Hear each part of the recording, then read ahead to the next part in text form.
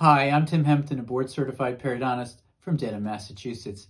Have you ever had a patient present to your dental practice with a molar or a premolar with subgingival caries or a fracture that extends below the gingival margin and you believe the tooth is still restorable?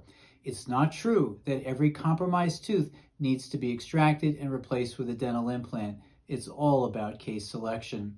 There are times you can save a tooth with a functional crown lengthening surgical procedure.